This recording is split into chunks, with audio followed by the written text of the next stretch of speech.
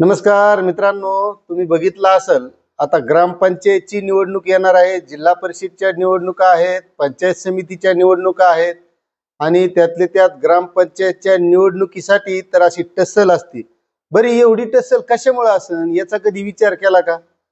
तर मित्रांनो, नेमकं ही टसल कशासाठी असते आणि ग्रामपंचायतमध्ये जे काही भ्रष्टाचार होतात मग ते भ्रष्टाचार झालेत का हे प्रत्येक गावकऱ्याचं काम आहे बघायचं।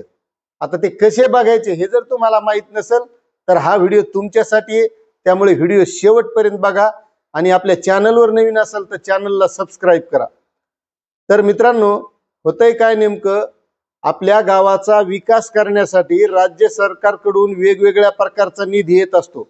त्यामुळे गावातील नाल्या असतील, गावातील पाणी पुरवठा असेल, गावातील आरोग्य योजना असेल, गावातील शाळा असेल, अंगणवाडी असेल, अशा सर्व गोष्टीसाठी राज्य सरकारकडून निधी येत असतो।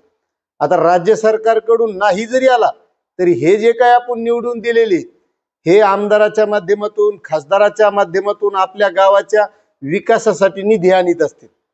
आता मित्रांनो, यामध्ये महत्त्वाची एक गोष्ट आहे की आपल्या गावात जे काही रस्त्याचे कामं राबवले जातात, नाल्या केल्या जातात, त्यानंतर शाळेची दुरुस्ती केली जाते, त्यानंतर अंगणवाडी असते, पुन्हा अंगणवाडीचा भात आहे। मग यामध्ये भ्रष्टाचार होतो का तर हे बघायचं काम प्रत्येक गावकऱ्याचं आहे। म्हणजे जे नुसते निवडून गेले, सत्तेत गेले आणि विरोधातले सदस्य यायचंच नाही तर सगळ्या गावातलेच आहे, मात्र हे बघायचंय कसं, तर त्यासाठी प्रत्येक गावामध्ये ग्रामसभा घेतली जाते। तर ग्रामसभेचा सदस्य हा प्रत्येक गावातला माणूस असतो, त्या प्रत्येकानं त्या ग्रामसभेमध्ये विचारायचं आणि तिथं माहिती घ्यायची आणि याचं सगळं लेखी असतं।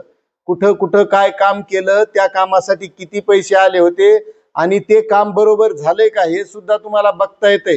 त्याचं मोजमाप हे सगळं ग्रामपंचायतच्या रजिस्टर मध्ये असतंय, ते सगळं पाहायचं नेमके कोणते काम आहेत, त्यानंतर झालेले काम बघायचे ते व्यवस्थित झालेले आहेत का, म्हणजे तुमच्या लक्षात येईल तिथं भ्रष्टाचार झालेला आहे का। आणि जर तिथं त्यांनी ती माहिती दिली नाही तर दुसरी एक गोष्ट आहे अशी आहे मित्रांनो की तुम्ही RTI म्हणजे माहिती अधिकाराचा कायदा, त्या अंतर्गत तुम्ही ही मागणी करू शकता की माहिती आम्हाला पुरवा म्हणून। जे काही कामं झालेले असतील त्याबद्दलची सर्व माहिती लेखी स्वरूपात द्या। पण यामध्ये एक महत्त्वाचा मुद्दा आहे, ही मागणी करायला बी धाडस लागतंय आणि ते कोण करू शकतो, ज्यानं निवडणुकीच्या वेळेस 1 रुपया घेतलेला नसेल, कानकोंडा कोणाचा नसेल तर तेव्हाची मागणी करू शकतो। नाही तर ग्रामसभा का होती, कोणतं काम का होतंय, रस्ता का होतो, नाली का होती, हे विचारायचा अधिकार आपल्याला राहत नाही। त्यामुळे आपल्याला 1 रुपया घ्यायचा नाही म्हणजे हे विचारायचे अधिकार असते। त्यामुळे अशा प्रकारे आपल्याला जे काही ग्रामपंचायतमध्ये भ्रष्टाचार झाले असतील, कामं निकृष्ट दर्जाचे झाले असतील तर अशा माध्यमातून आपल्याला ती पाहणी करता येते। आणि जर भ्रष्टाचार होत असतील तर त्याचमुळं हे निवडणुकीला उभं राहण्यासाठी मरमर करतात, हे लक्षात घ्यायचं। आता तुम्हाला लक्षात आलं असेल ग्रामपंचायत मधले भ्रष्टाचार कसे बघायचे।